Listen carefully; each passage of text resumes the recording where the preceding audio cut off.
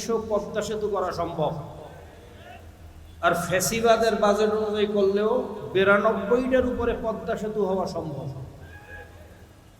কাগজ কলমের হিসাবে এই টাকা দেশে থেকে বিদেশে পাচার হয়েছে। আমরা দেখেছি যেই যখন এই দেশে ক্ষমতায় আসছে নিজের পৈতৃক সম্পত্তি মনে করে দেশটাকে বারবার লুটপাট করে ধ্বংসের দ্বার প্রান্তে পৌঁছেছে। ধ্বংসে পতিত হতে হতে এমন অবস্থায় গিয়ে উপনীত হয়েছিল,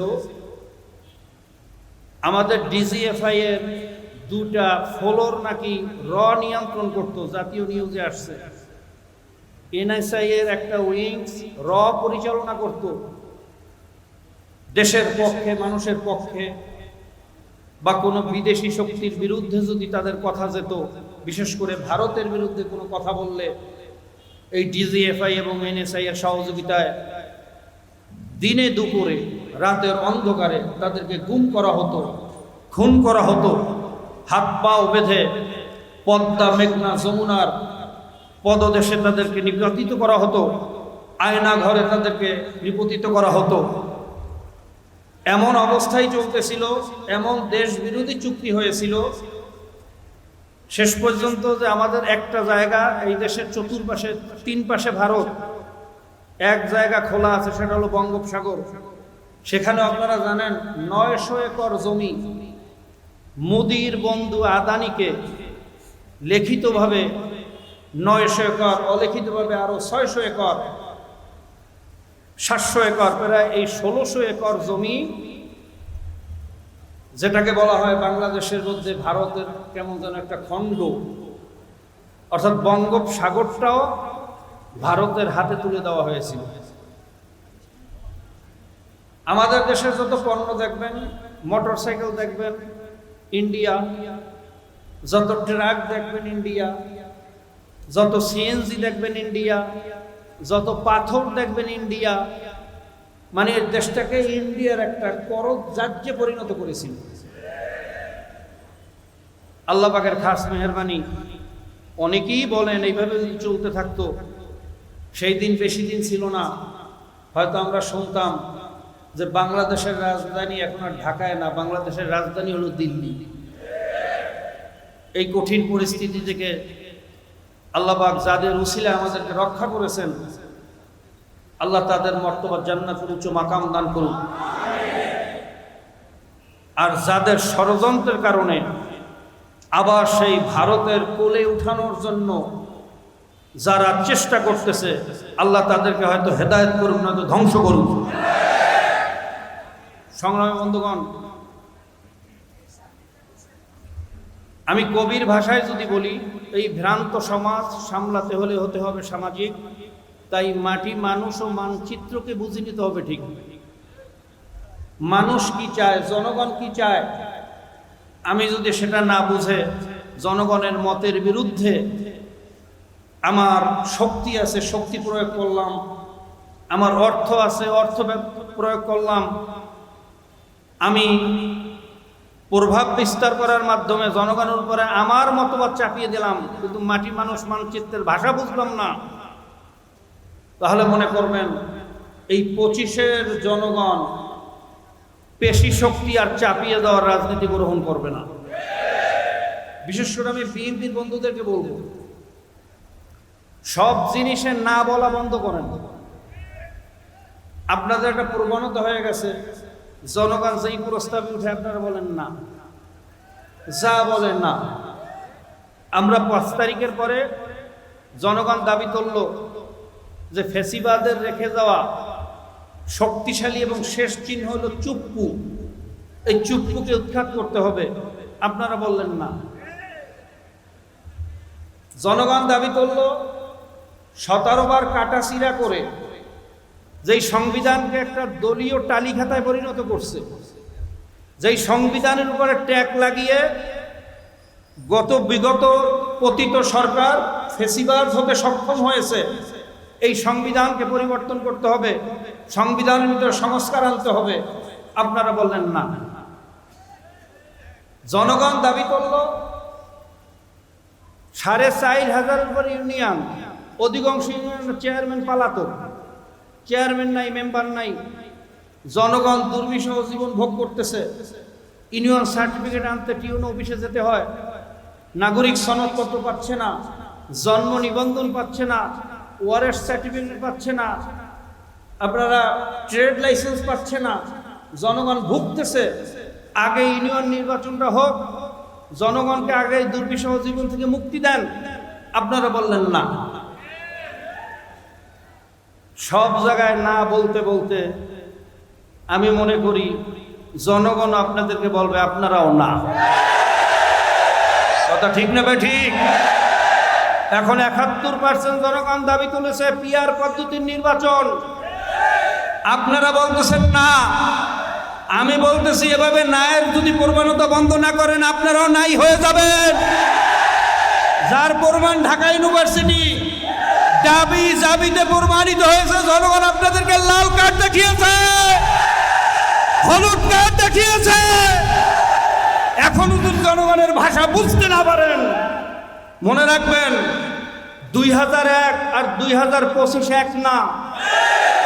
2025-এর রিক্সাওয়ালাও রাজনীতিবিদদেরকে সবক দেওয়া শিখছে।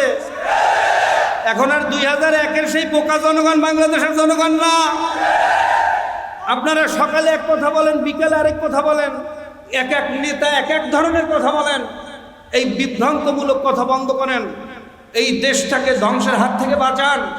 আসেন আমরা কাঁধে কাঁধ মিলিয়ে এই জাতির ভাগ্যের পরিবর্তনের জন্য সবাই মিলে ঐক্যবদ্ধ একটা জাতিতে আমরা একটা সংসদ পরিচালনা করি। আর ঐক্যবদ্ধ জাতিতে পরিণত হওয়ার জন্য একমাত্র পদ্ধতি হলো পিআর। কিভাবে? আপনারা জানেন, যারা বিগত পদ্ধতিতে নির্বাচন করতে চায় বিগত পদ্ধতিতে ধরেন 5 জন নির্বাচনে দাঁড়াইছে, একজনে পাইল 5,000, একজন 10,000, একজন 15,000, একজন 20,000, একজন 25,000। নেতা নির্বাচন হইল কত হাজার ভোটে? সবাই বলে কত হাজার? বাকি 75,000 ভোট কোথায়? ডাস্টবিনে, যার কোনো মূল্যায়ন নাই। সেখানে অনেক ওলামায়ে কেরামের ভোট আছে, এই 75,000-এর মধ্যে অনেক বুদ্ধিজীবীর ভোট আছে, অনেক ভালো ভালো মানুষের ভোট আছে, দেশপ্রেমিক মানুষের ভোট আছে। এই 75,000 75% ম্যান্ডেট ডাস্টবিনে নিক্ষিপ্ত হলো। 25% মাইনরিটি ম্যান্ডেট নিয়ে আপনি সরকার গঠন করলেন আর বললেন আমি জনগণের সরকার। এটা কোনোদিন জনগণের সরকার হয় না, এটা হলো ধোঁকাবাজের সরকার। আমরা বলছি পিআর পদ্ধতি নির্বাচন, যেখানে প্রত্যেকটা ভোটের মূল্যায়ন হবে, প্রত্যেকটা মানুষ তার প্রতিনিধি সংসদে পাবে। যখন সকল সোসাইটির মানুষ, সকল ধর্ম বর্ণ নির্বিশেষে সব মানুষের প্রতিনিধি সংসদে যাবে, আমরা সবাইকে নিয়ে একটি জাতীয় সংসদ গঠন করব। যখন আমাদের মধ্যে জাতীয় ঐক্যবদ্ধতা সৃষ্টি হবে, তখন এই জাতীয় ঐক্য ভাঙ্গার জন্য র, মোসাদ, সিআই আর কোনো ষড়যন্ত্র করার সুযোগ পাবে না। আর যখন মাইনরিটি ম্যান্ডেট নিয়ে সরকার ক্ষমতায় গিয়ে টালমাটাল অবস্থায় থাকে, 75% জনগণ যখন আপনার বিরুদ্ধে আন্দোলন করে, স্লোগান দেয়, তখন আপনাকে ক্ষমতায় টিকাইয়া রাখার লোভে কখনো মোসাদ আসে, কখনো র আসে, বিভিন্ন স্বার্থ অর্জন করে আপনাকে বিভিন্ন ষড়যন্ত্রের মাধ্যমে ক্ষমতায় টিকানোর সুযোগ করে দেয়। আর এই সুযোগ গ্রহণ করতে গিয়ে জনগণ ধ্বংস হয়।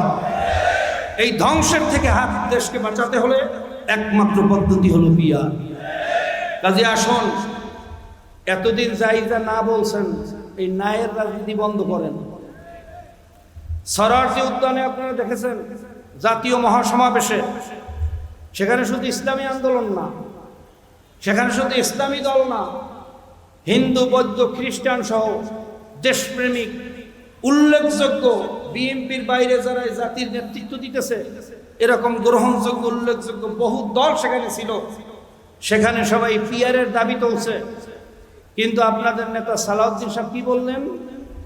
পিআর আবার কি? এটা খায় না মাথায় দেয়। কি আশ্চর্য ব্যাপার! একজন জাতীয় লিডার, এতগুলো রাজনৈতিক দলের ব্যক্তিত্বরা ওখানে বক্তব্য দিচ্ছে পিআরের পক্ষে। বিশ্বের প্রায় 91টা দেশে পিআর পদ্ধতিতে নির্বাচন হচ্ছে, পিআর পদ্ধতিতে দেশ পরিচালনা হচ্ছে।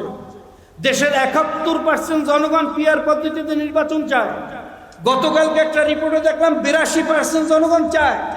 আর আপনাদের নেতা বলতেছে খায় না মাথায় দেয়। এভাবে তুচ্ছ তাচ্ছিল্য করেছেন, ওই রাজনৈতিক দলকে করেন না, গোটা জাতির সাথে তুচ্ছ তাচ্ছিল্য করেছেন। সালাউদ্দিন সাহেব, এটা আপনার থেকে আমরা আশা করি নাই। আপনার থেকে তো আমরা আশা করেছিলাম আপনি 9 বছর ভারতে কি করছেন এর জবাব দেন। এই জাতি জানতে চায় আপনি 9 বছর অভিজাত হোটেলে বসে কি শিক্ষা, কি ট্রেনিং নিয়ে আসছেন।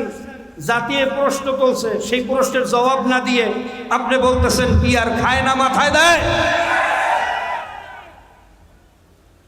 কাজে আসুন, এই ন্যায়ের রাজনীতি বন্ধ করেন। বিএনপি আমাদের শত্রু না, আমাদের সাথে তাদের কোনো জমি জমা নিয়ে মারামারি নেই, হালের গরু নিয়ে মারামারি নেই, কথা ঠিক না?